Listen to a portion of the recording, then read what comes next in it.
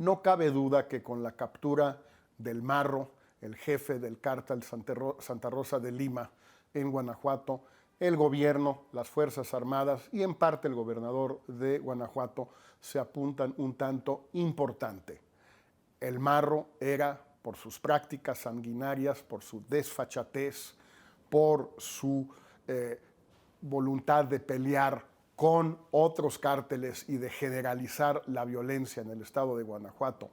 sobre todo en el tema del huachicol, era una amenaza para la seguridad, para la paz de los habitantes de ese estado. Su captura, la captura del Marro, es algo muy importante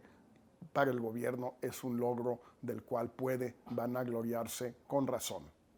Dicho esto, no hay necesariamente un avance en lo que es la lucha contra la violencia y la delincuencia por este solo hecho, porque se da en un contexto. Primera parte de ese contexto, lo que ya sabemos desde 2007, cuando el gobierno captura a un capo,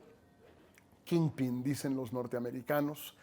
suele desatarse una ola de violencia inmediatamente posterior, no tanto por venganza,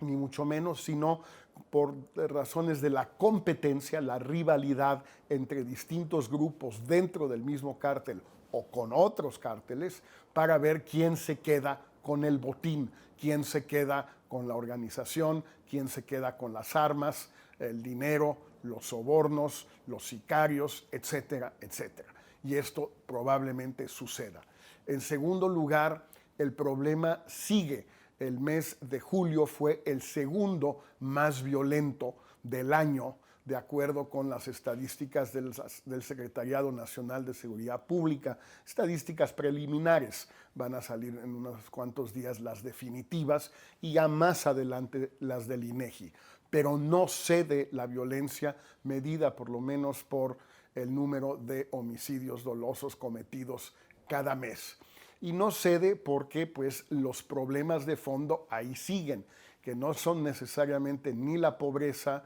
ni la falta de oportunidades, ni únicamente la contracción económica que estamos viviendo, sino todo eso sumado a otros problemas que también existen, otros retos que también tiene el gobierno en México. Uno de ellos, desde luego, es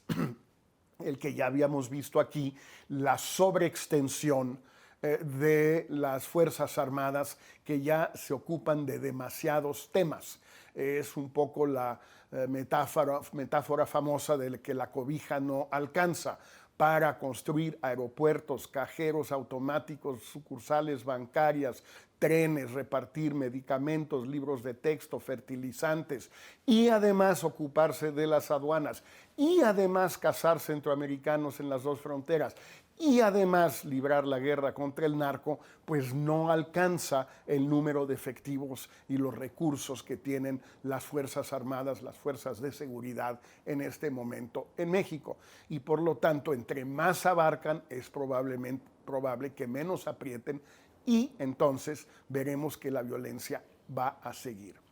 Pero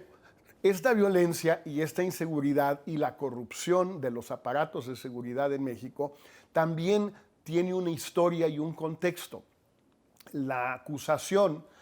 formulada por un gran jurado en la ciudad de Nueva York contra dos altos funcionarios de seguridad de los gobiernos de Calderón y en menor medida de Peña Nieto, Luis Cárdenas Palomino y Ramón Pequeño García, muestran que por una razón u otra los Estados Unidos siguen presionando y entonces ahora el gobierno de México